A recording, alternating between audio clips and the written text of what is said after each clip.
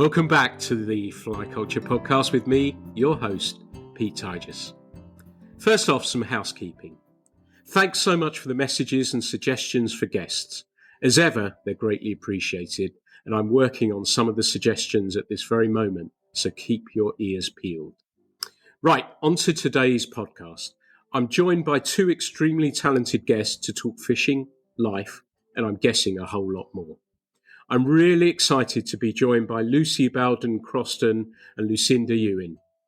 It's great to have you both along. Lucy, where I am as a river angler, I'm counting down the moments to the start of the trout season. But I guess for you it's slightly different, is it? Because you're primarily stillwater? Yes, that's right, Pete. So I'm primarily a stillwater angler. Most of my fishing's done on the local lakes and reservoirs. And to be honest with you, I fish throughout the year. I actually do more fishing in the winter than I do through the summer. I just find summer gets busier with, I like to hike, Pete, and I like to do lots of other different activities. So I do fish in the summer, obviously. It's a beautiful time of the year to fish. But yeah, stillwater fishing's my thing. So I'm just looking forward to a bit of heat. A little bit of heat wouldn't go amiss. Absolutely. And wintertime as well, I guess, is a great time to be on the water. On the stillwater, I guess temperature's pretty cold and the water's pretty clear as well, isn't it? Yes, it is. It's a great time to be out. And, you know, the fish are fighting fit. So, you know, we have a lot of fun out on the still waters in the winter. Yeah, enjoy it a lot. Nice. Lucinda, I associate you primarily with salmon, but I know you hunt down grayling, stillwater trout, river trout, just about anything. It's all good, right? Yeah, I mean, I do try to fish for other species, but there's just something that takes over me every year. And unfortunately, it's the salmon. It just takes a priority. Every year I say I'm going to focus on trout. I'm going to go and catch pike. And it doesn't. It just, as soon as that season starts in January, it's just like, that's it. I'm just channeled in. And you really enjoy every aspect of that salmon fishing. You travel all over the place looking for them as well. It's not like it's January, then like I have to do is wait till March. The moment you can find somewhere fishable is that you're packing the rods and you're heading to a river somewhere. Yeah, definitely. It's the obsession starts. I like, it's not like you're saying, it's not just the salmon fishing that I like. I like visiting different rivers as well. And I like going to meet different gillies and guides. I like to see how different rivers work. I like to obtain a whole book of knowledge from people who have fished a lot longer than myself. And everybody has their own theory and outlook on it. And I love learning about that. And I find I take all that knowledge back home. And then I start playing around with it on different rivers. That's what I like about it. And just, I've made such a good network of friends across the whole of the UK now that I just keep going back to revisit and have a catch up and a bit chill. That sounds very, very civilised. And I know when I've been fishing away somewhere, and I don't go to a whole lot of places, but I may go up to Scotland and I've got a few more fish to go out there, that when I've been there and I come home to my home water, I start fishing more confidently and try some of the things I've been trying there. Do you find that? Yes and no. Obviously, I find the rivers I fish in Scotland are much bigger rivers, and they're fished much differently to where I fish back home in the northeast. We have the Tyne, which on the main is quite big, and on the Weir, but these rivers close to us, they're more peaty rivers and peaty waters, so it's a different approach. And again, spate rivers, spate dependent rivers, the fishing can become much more tactical at times, and you have to adjust.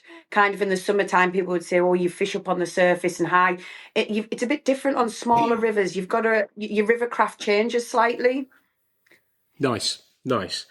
Now, Lucy, it dawned on me that our partners are all anglers.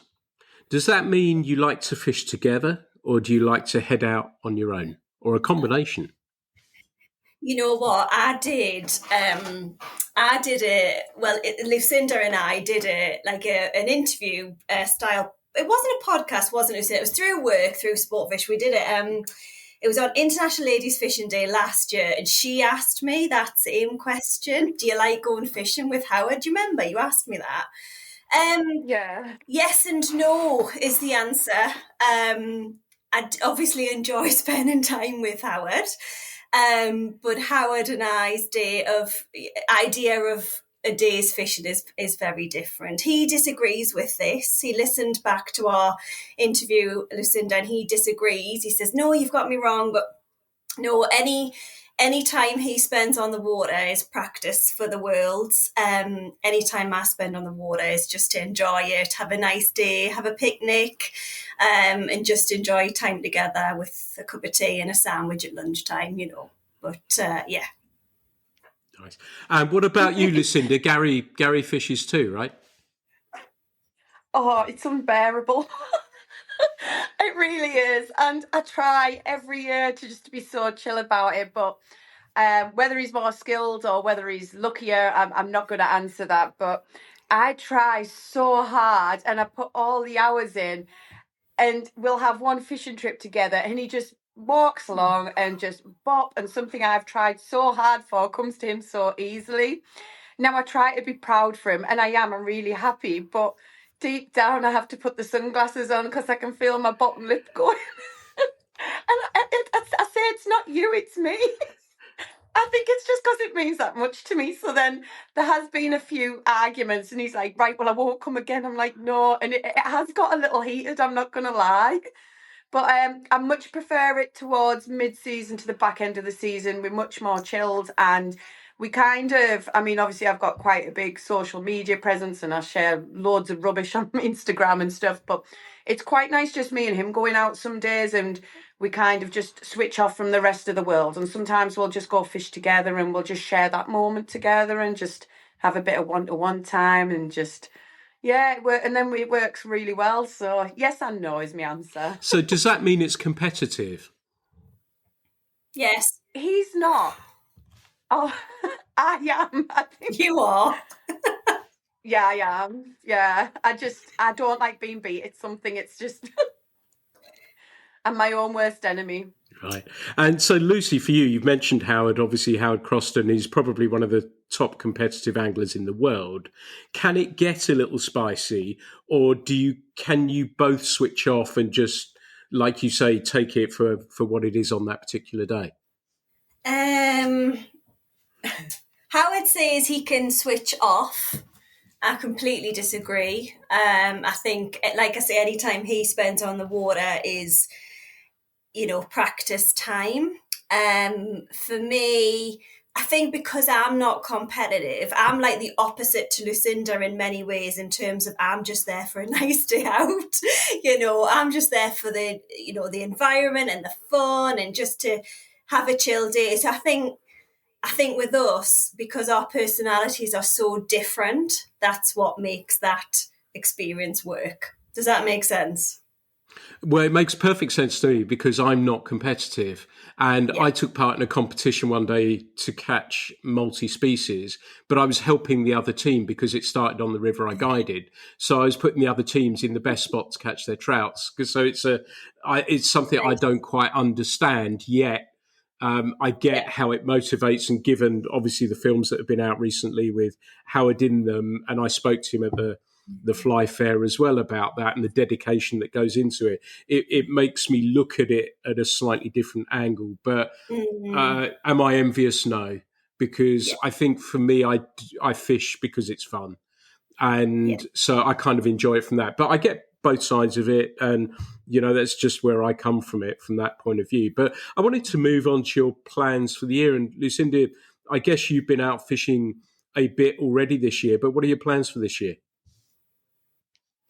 Truthfully, is to do what I've already been doing, is do a bit more fishing. Last year things got a bit too much for me, and it there was things happening fishing related that didn't happen fishing. And truthfully, I fell out of love with the sport, and I found it really, really sad. And I just, every opportunity I had to go fishing, I just didn't want to go. And Gary was saying, my husband, he was going, what's the matter? This is not like you. And I said, I don't know what's wrong. I said, I feel like I've just lost the connect. I was so sad. I couldn't believe I was actually feeling like I felt something that I fell so much in love for, which has helped me so much become a better person, had actually had a negative effect on me. And I think it was just taken on too much. And obviously because I've got a family as well. And it took the fun out of it. Sometimes I was feeling a bit pressured to have a presence in places, and I don't like to let people down. And then I decided over the winter time, I was like, look, I need to remember why I do this. And obviously I said, next year I'm going to focus on me again and do what I do and enjoy it and just fish. So at the moment, I only have a Saturday to fish, obviously because of other work commitments. So I've literally, every Saturday is my day just to go out and have time with me and myself on the river and remember what it is that I like about it, basically. And you know, I'm loving it. I feel so good. And I was thinking about it today as well. And somebody said to me, they said, oh, you look really well at the minute, Lucinda. And I said, you know, you're not the first one to say that. And I think it is because I've put this time back to myself and I'm having that. And I'm going out on the river. And yeah, I am competitive, but I'm just loving being on the river on my own and just chatting to other like-minded people, and just I'm really more chilled than I've ever been this year, actually. And I just feel so content and comforted at the minute with it. So this year, yeah, we've got our ladies' day with Lucy, and I'm over at Ireland at the end of the month, and I've got lessons and things which I'm trying to do weeknights, but then the rest of it mainly is just to focus on what it is I love, and that's fishing. That's a really beautifully put point. And as somebody who's been so deeply involved in fishing for a long, long time now, I do have moments, and I mentioned it here on the podcast, that sometimes you just feel about it, or something niggles you, or there's something that makes you not love it as much as you usually do. And sometimes to step back allows you to come back really strong with a feeling for it, and it's good to do that. Lucy, you know, do you have a similar sort of situation? Has that ever happened to you as well? Absolutely, yeah. I mean, you know, my dad got me into fishing when I was 5, and Dad and I used to fish together up until basically two or so years ago. And sadly, we lost Dad not so long ago. And that period and the period since, I absolutely can foresee myself in Lucinda's shoes, along the lines of I don't want to go fishing. It's the last place I want to go. It's, for me, it was too many memories, too many things that would remind me of those days, you know, spent with Dad. Don't let me cry. Oh gosh, no, I won't. But for me, it was memories more than anything. And yeah, I'm not going to cry. But yeah, sometimes you don't want to go, for sure. Yeah. And like I say, those things where when it does come back, you realise, don't you? It's almost, I guess in some respects, it's almost a reset, isn't it, Lucinda? Yeah, absolutely. Honestly, I just like I say, like Lucy, it is sad to know that like I actually felt like that. I couldn't believe that something I'd loved so much had become something I hated so much, and it has absolutely, you've hit the nail on the head, Pete. It's like I've just reset a button, and I've just gone back to basics and just regained my confidence, just reevaluate, just start again. And you know, I'm loving it, and I feel so much better in my head, in my mind, And and I think I'm on that, content with my family Lucinda, life. sorry to interrupt, but I think, you know, Yeah, it's it's like fine. not putting pressure on yourself to catch, isn't it? It's like going out, Yeah, enjoying it, enjoying where you are, and not having that pressure to go, right, I've got to catch something. Because there's plenty of times I'll go fishing and I don't always catch. You know, it's all about yeah. enjoying it and not I putting think pressure on it. I think things like that again is things where you've been used in the past as kind of like people say, or like influencing you in the sport. And this is a big thing now in fishing because everything's social media and everything's based around influence and stuff like that. And yeah, it's great fun and you're promoting a brand and stuff like that, but it can actually get really tense, and then you forget what you're fishing for. And then, like you say, you feel like you're out there and you're having to produce content or do something, and you're not doing anything for yourself anymore.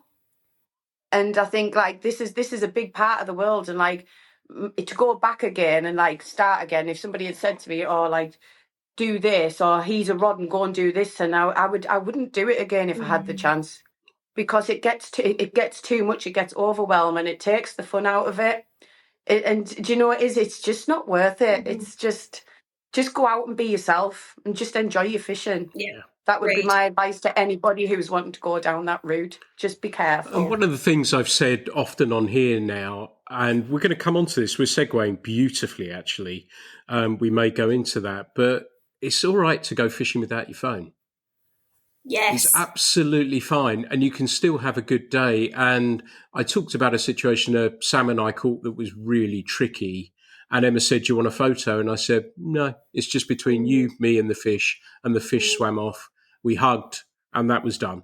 And it's fine. And I think you're right, Lucinda, that we live sometimes in a world where we feel that we've got to put content out. But like I always say, once I've liked it, I've forgotten about what somebody's posted anyway. So it might mean a lot to the persons who actually do it. But once they've done it, they're thinking about it. But the end user isn't thinking about it in the same way. And so it's easy to get yourself in a difficult position with it when perhaps you don't always need to do so. And Lucy, do you feel that sort of pressure as well? And I know you're creating content for companies as well. Yeah, I mean, I work in marketing and, I've worked in the fish and tackle industry since I was 19, would you believe? I mean, I don't look that old. Maybe I do. I don't know. I'm feeling old at the minute. I don't know. There's a lot more lines appearing that weren't there before. But I've worked in this world a long time.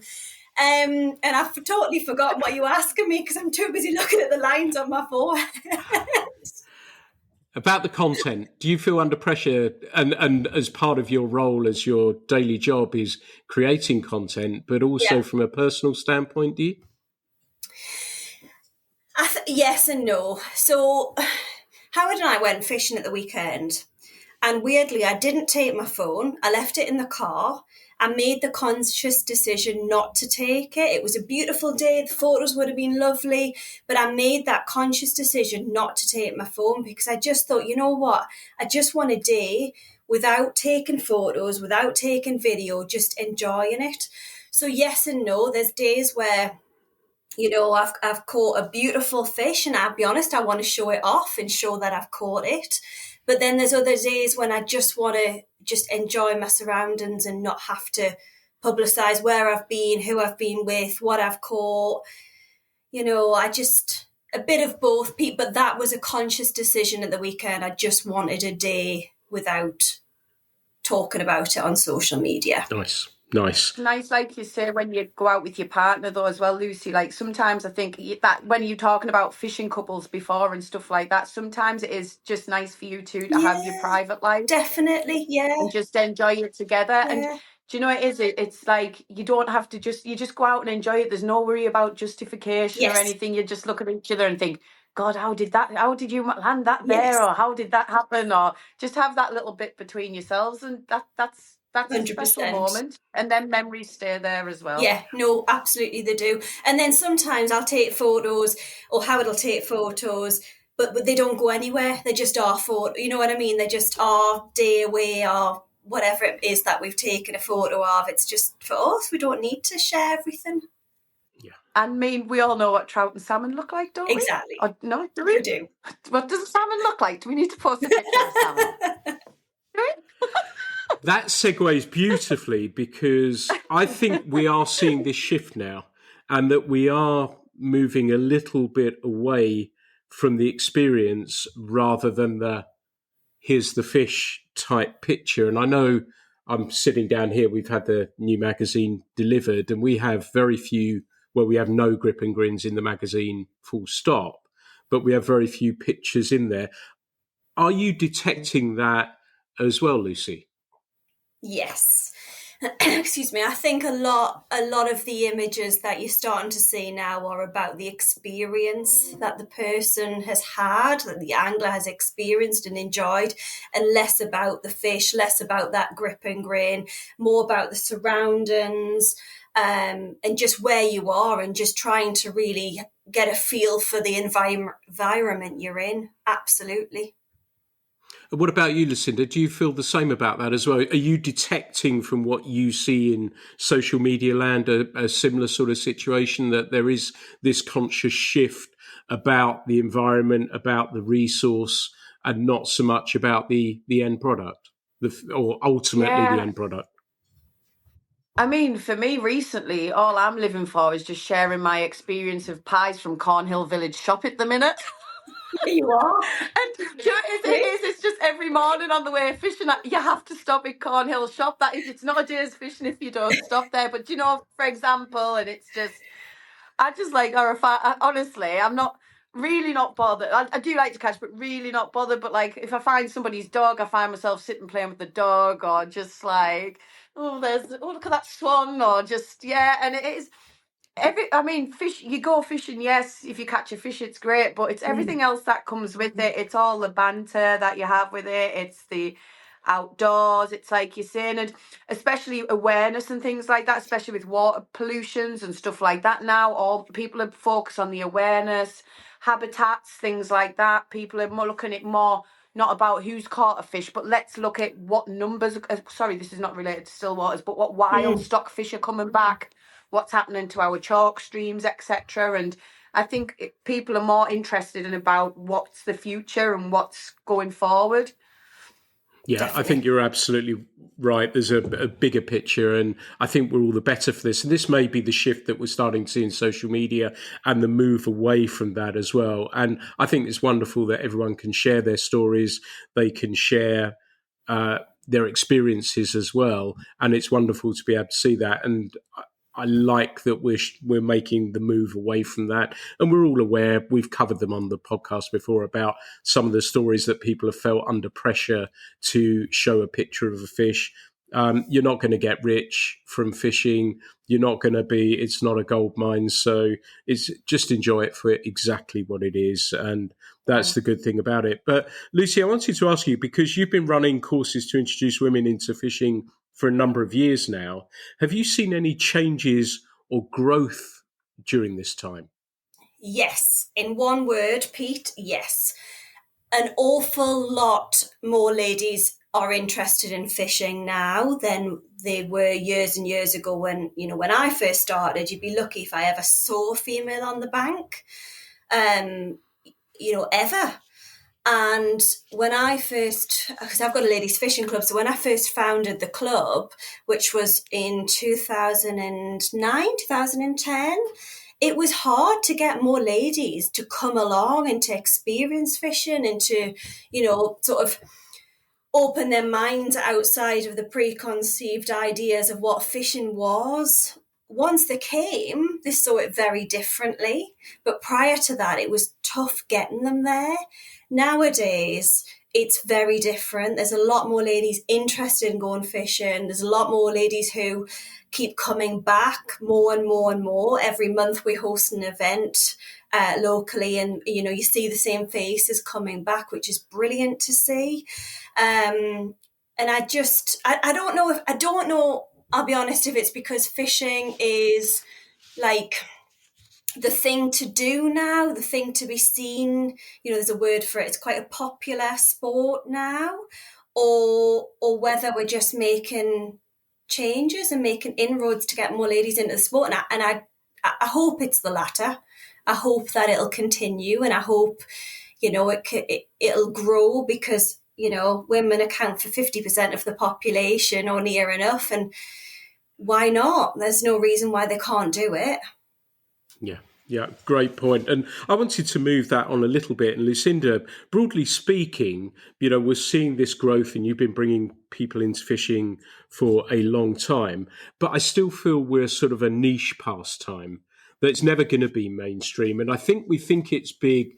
And I had this conversation with somebody the other day about fishing, that he said, well, I think it's growing. But we drilled down and figured out that it was because all the people that he was following were fly anglers.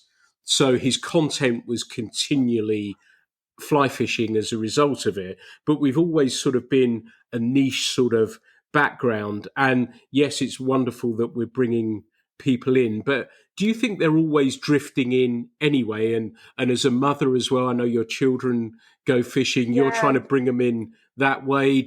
How does it look to you? We're not going to be mainstream, are we? No, I personally, I'm a bit counterculture anyway, and I'd much prefer that we aren't mainstream, but we're never going to be a mainstream pastime, are we?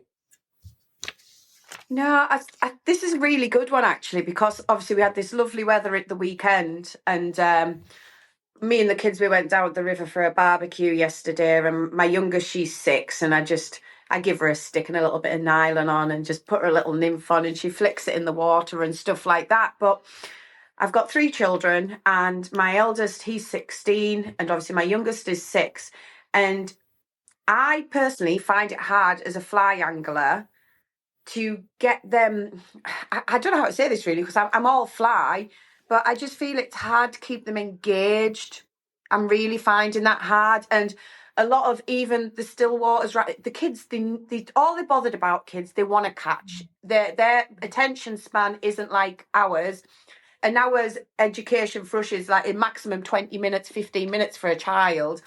So I've actually been looking and asking about now. Looking into course fishing to take my children course fishing, because it just seems to be they seem to have that market for it.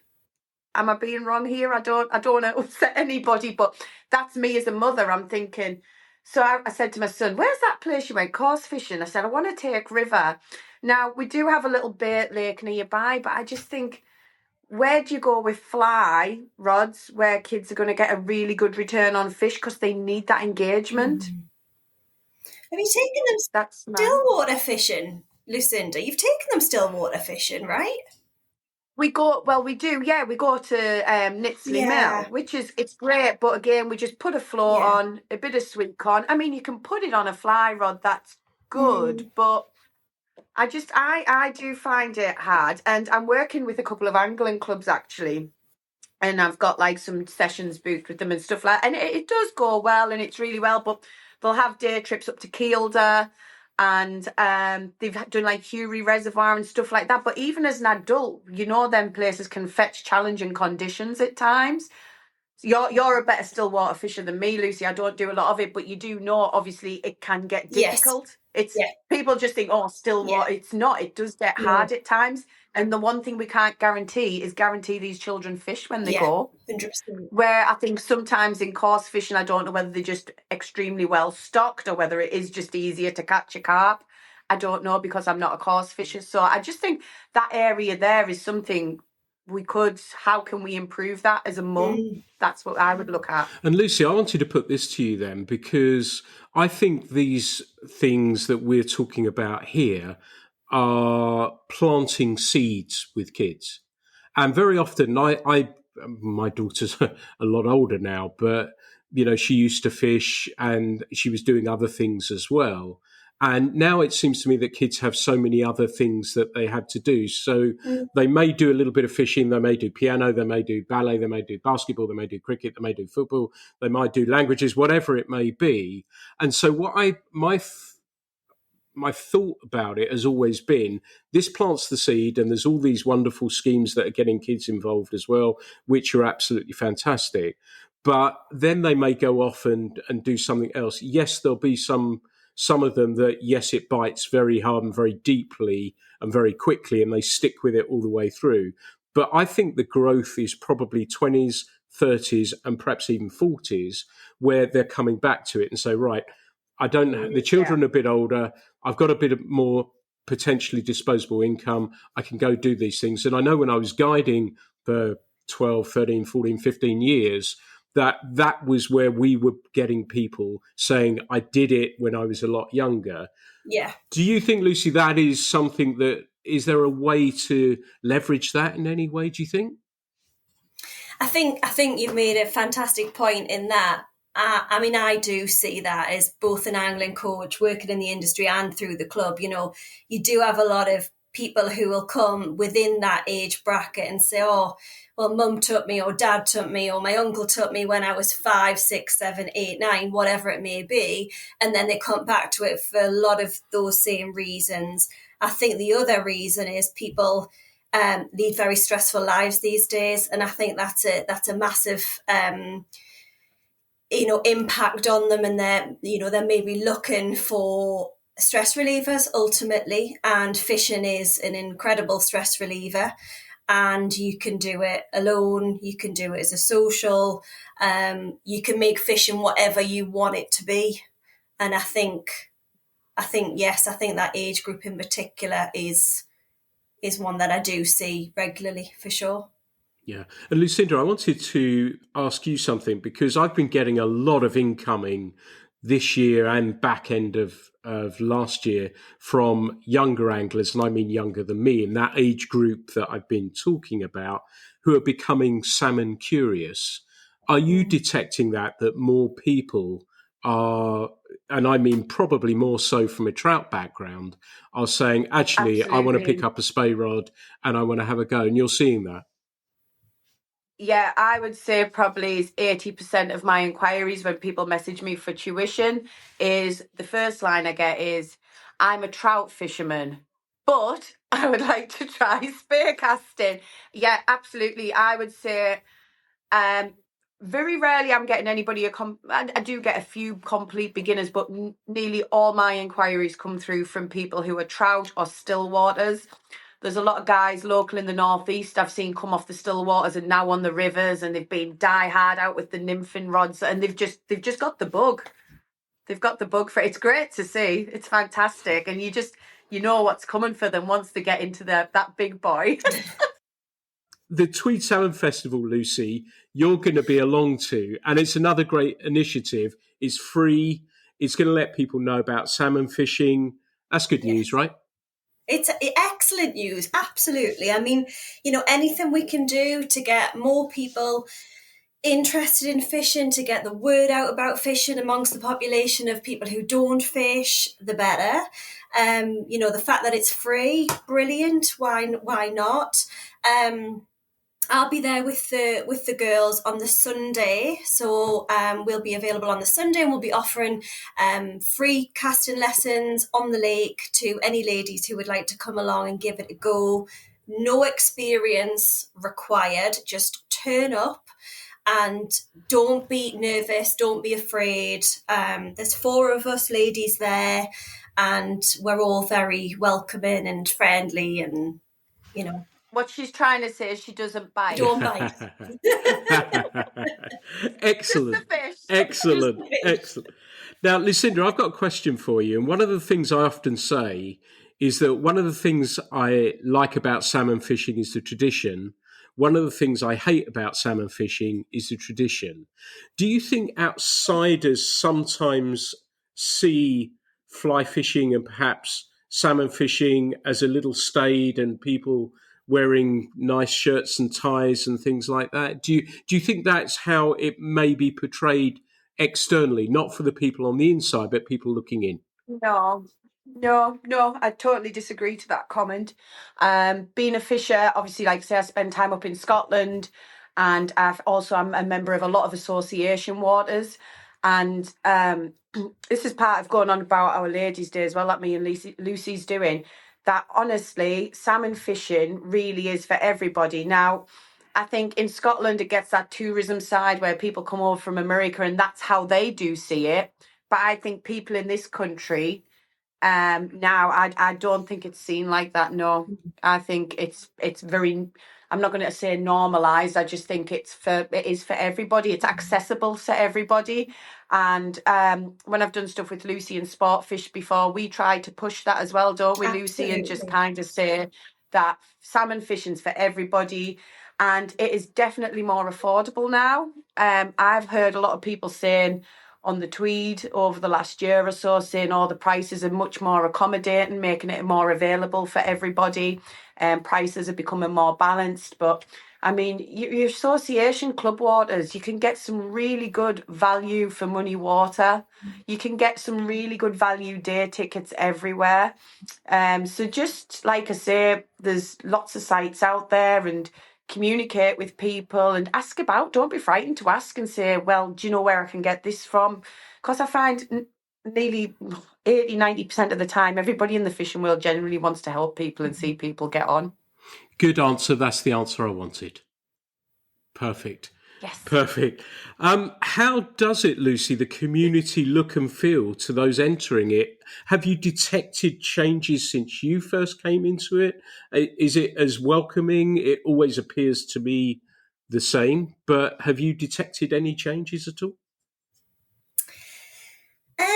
Good question. I I've always found it very welcoming, very very open, very friendly. I think with like any sport or activity, there's always the odd person, unfortunately, there, without going into much detail, there to make things unpleasant. That's a good word, isn't it? Unpleasant or challenging. But I'll be honest with you, 95% of the people I've come across in fishing since I started all those years ago have always been very welcome and very pleasant. And like Lucinda said, they've always wanted to help. If, there's loads of times on the bank, even now, people will come along, let's see if you caught anything, how are you getting on, and vice versa. And if the answer's no, they're willing to help you and they're willing to show you or give you the fly, or even say, Lucy, come and stand on here. You stand here and I'll move over there. I had that at the weekend.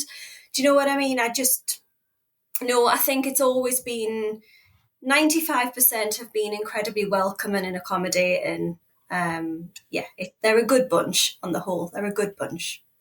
I think you just want everybody to get the best out of it when you enjoy it so much. And if everybody has a good day, then it just makes you feel happy knowing everybody's happy. Definitely.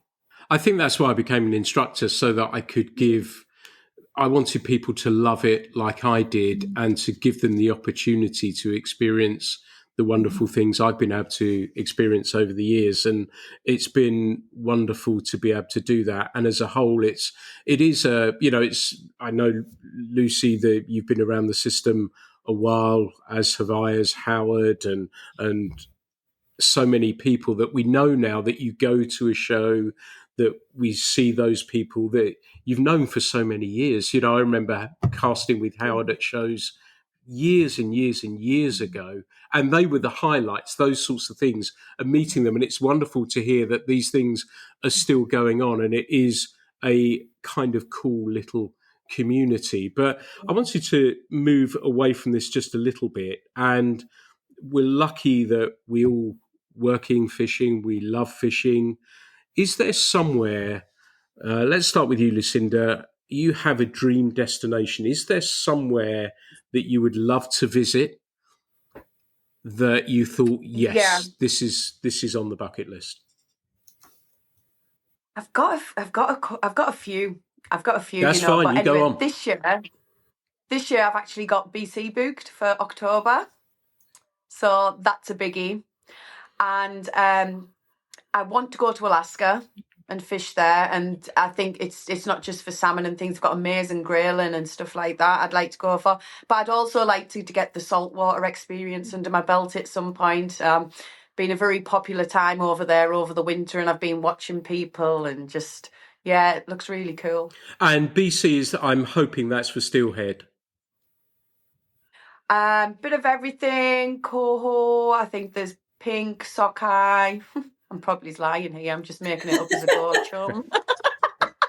I'm just winging it. But there is lots of species.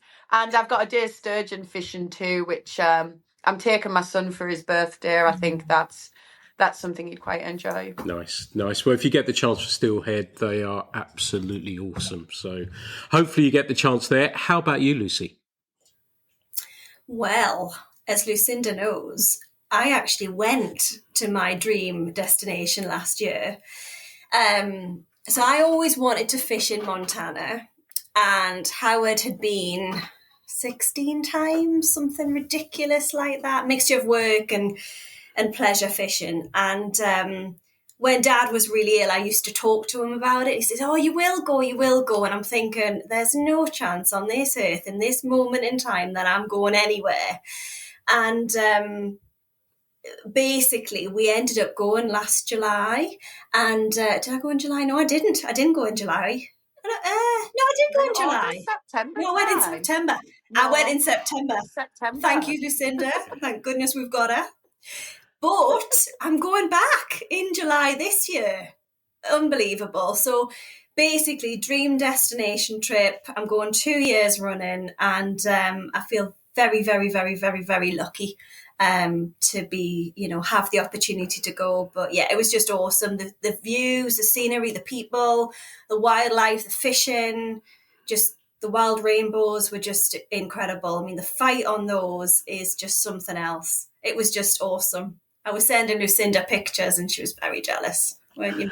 I am very jealous. I still really want to go. That's on my list as well. I did look at it before Canada, You did. but yeah, the only thing about trips for me is obviously because I've got a family and my youngest child's still quite young. Time's a thing with me as well, and I'm very anxious about how much time I like spending away from them. So if I'm going, this is the thing, I'd love to go all over the world and fish, but at the moment my duty is to be a mum and spend time. I want to see my kids grow up. They're not going to grow up twice, are they? So if anything I do, it has to be kind of capped at a week max, and that's including my travel time. But there's time. I've got plenty of time. Loads of time. Yeah. Family first. Family always first. I've just got to ask you, Lucy, we're in Montana. Where are we going? We're going to Bozeman.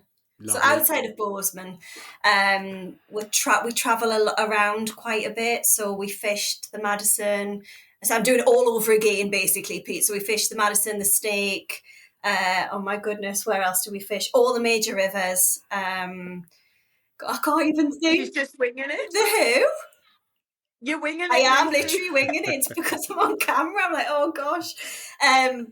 Sorry. But we did all the major rivers. I can't remember what they're all called, which is really bad.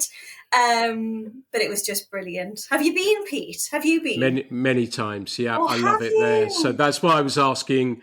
I was geeking out on Steelhead and then geeking out on Montana as well. Yeah. So I love it. I know exactly what you mean. I love Bozeman. If you get to Ennis, they do the best eggs Benedict opposite one of the fly shops. So that's fantastic. Madison's an extraordinary river. Yeah, it is the Gallatin as well. Snake's good. Really good. Yeah. But no, it was awesome. And we travelled around, so we've got a car and we travel around. So fishing every day. And the lovely thing, Lucinda, when your children grow up, they may come with you. And I did a trip with my daughter 4 or 5 years ago, might have been a bit longer now. And we went to Montana and we did 3,000 miles and I fished. She went off looking for grizzlies. And then we went into Yellowstone Park and I said, I've got to pull over and get a license. And she said, will you get me a license? And I was like, I'm not crying at all. So she caught some fish as well. So that was really, really good fun on the Gallatin, actually. So, which is just outside Bozeman. So it's really, really good there. Now, the Yellowstone as well, Pete. Sorry. Yeah. You want to float that one. If you can get on a boat there.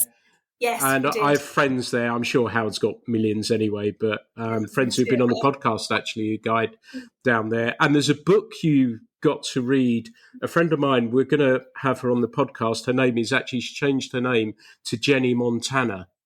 Oh. And it's called A Castaway, I think. And she was a guide, one of the first female guides in Montana. Wow. And it's a really, really good book. I'll try and dig it out for you after we record. But it's a fabulous book and really, really interesting. Yeah. But wanted to move things on a little bit because you two are teaming up and running a course together. Do you want to tell us a little bit about it, Lucy? Well, it was actually Lucinda's idea. So Lucinda, I don't know if you want to tell everybody about it. It was a great idea Lucinda came up with. Basically it was obviously Lucy's the trout fisherman or fisher lady, whichever. Lucy does the stillwater fishing, I do the salmon fishing, and I just thought it'd be a great way.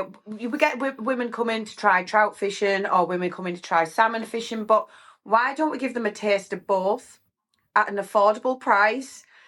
And another good thing is obviously we know how challenging salmon fishing can be. So if I'm holding these ladies' days, which I've done a couple now, and you cast all day and nobody even sees a salmon and stuff like that, I said, wouldn't it be nice if we have a day on the river and people who haven't fished for a long time. When I first started fishing for 8 hours, it's a long day casting. It is. You get very tired very quickly. So it's not just about we're going to put on the river and cast all day. I was like, Lucy, why don't we do a trout and salmon day? We'll have a day on the river, learn about river craft, how we spear cast, do from casting lessons, how the flies work for salmon fishing, go through how we fish at different heights, how the fishing changes throughout the season. And then let's go over and have a day on the still waters as well and see how fun both of them can be. And then Lucy's going to run the trout day, and she's going to lead that day, so I'm just going to assist, and like vice versa for it. And yeah, we've got a hotel booked down at the Riverdale, so it's just going to be really chill, really fun. Me and Lucy, we've gelled pretty much from the start, haven't we? Really well. We just, it's like we've known each other for years. We just get on so well, and we WhatsApp each other, and we kind of know what's coming before we do. Answered. We do. It's double. I did sell this podcast to Pete as being double trouble, Lucinda. I was like, "Are you ready for the two of us?" But no, we do. We do, and we know how each other works. And that's super helpful, certainly when you've got a group of ladies, you always need to know what the other's thinking to be able to support them. So no, we're really looking forward to it, aren't we? And we're just praying that because it's the last weekend in June, the weather's good. I mean, it has to be, doesn't it, in June? I just hope it's not too hot.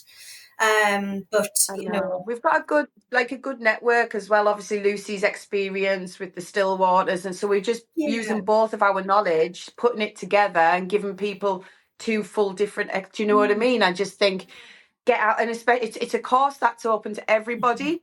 If you fish already, if you're a girl or you're in these ladies groups, whatever, come along, have a day out. There's no pressure. You can go off and just fish on your own if you're quite happy and think, yep, I'm comfortable. I just want to hang out with girls and go fish. Yeah. Or if you just think, hey, do you know what it is? I think I want to try this and I don't know what type of fly fishing I want to do. Then this is a great opportunity for you to come and try it and see the different types of fishing and see. Just not everybody's into salmon fishing, not everybody's into stillwater fishing, so it's just giving you a taster of everything. Nice. So can you tell us the dates? So it's the back end of June. What are the rivers, the stillwater, and whereabouts it actually is? It's the 28th and the 29th of June. So the 28th is at Chat and Trout Fishery in Northumberland. And the 29th is, so that's the lake day, that's the trout day. And then the 29th is on the river, help me, Lucinda. It's the North Tyne at Riverdale Estate, Riverdale Hall. So it's on Reedswood, it's on the beat there. So, and it's really affordable. We've got loads of Lucy has just been an absolute superstar. She's got all these contacts, so we've got loads of goodies from Yeti, Full of Mill. I've roped a few things in from LTS, and I can't think, and more. But we're still working on it, aren't we? There's brands coming in and wanting to support us, which is brilliant. And we do have a limited few places left. When I say limited, they are very much limited. We don't want a massive group. That's not the idea. And then it means that Lucinda and I can dedicate time to the girls and, make sure they're comfortable with what we're doing and offer that one-to-one if and when they need or want it. That sounds absolutely fantastic, and I wish you every success, and I hope some of the people listening are interested and they sign up. How do they sign up and how do they contact you? They can email Lucinda or I, or they can find us on social, or they can telephone us. Any means is welcome. We're both obviously on social, Facebook and Instagram. And whatever works, we'll be there. Brilliant. I will get the details at the end, so I'll ask you to add those at the very end. Now, this is the question. This is the question everyone dreads. I'm going to start with Lucinda because I know she knows the answer to it. So if you are heading to the North Tyne and you've got a drive there, what is the song that's playing in the car? Oh, God, I'm going to go down in so many people's estimations. It better not be my answer. No, it is like every time I'm going to the river, and I was in the car one day with a group of lads, actually, just mates who I go fishing with, and I was sitting in the car and the radio come on and this song come on, and I was like literally asleep in the car and then sat up and just started singing. They're like, what are you doing? I was like, this is the song that you sing when you go to the river. And it's Keep On Moving by Five. When the rainy days are dying, gotta keep on trying. All the bees and birds are flying. Get on up when you're down. Come on, Lucy. Oh my goodness. Let's go. Oh my goodness. No, that's definitely not my song. That is hilarious. That's what I was going to ask you. I've never had a guest singer their musical choice, so that's the first for me as well. So many congratulations on that. Right, Lucy, that's given you enough time to think of something. So what is your song choice going to be? My song choice is Queen, Don't Stop Me Now. Good song. It's an awesome song, and it needs no other explanation other than that. Fantastic. There we go. So they will go on the, I can't even remember what I call it now. I think it's the Fly Culture Road Trip Mix that is on Spotify. So I will pop those on. So thank you for those. Thank you for the singing as well. Leave the uncut version. Yeah. So thank you so much for chatting with me today. What I'd like to do is get your contact details. So Lucinda, you offer casting tuition. How do people find you? What are your social handles? Yeah, absolutely. So I do, like, for my casting and things like that, when I am being serious, visit my website, lucindaewinfishing.co.uk. There's a contact form on there. There's information about the types of lessons I do. Also, you can find me on Instagram, Facebook. Now, unfortunately, ended up on TikTok somehow, but that again is down to my children's fault, not mine. It seems to be the next generation coming through. So, but yeah, mainly for inquiries, it is best to come through my webpage, Lucinda Ewin Fishing. And Lucy, if someone would like some casting or fishing lessons, how do they get hold of you? Yeah, absolutely. So similar to Lucinda, website is fishingforeveryone.com, and Facebook and Instagram are Lucy Bowden Fishing. Absolutely fantastic. Well, I don't know how I did. I hope I was okay controlling the double trouble just a little bit. But it's been an absolute pleasure speaking with both of you. Your joy and enthusiasm and love for fishing comes shining through, and I know it's going to resonate with people listening. So it's great that we have people like yourselves in fishing, and sometimes it can be easy to take yourself and it too seriously, and we don't have to. It's fun, isn't it, right? Yes. Absolutely. Good. Well, thank you so much for being a guest or guests on the Fly Culture podcast today. It's been great speaking with you both. Thank you, Pete.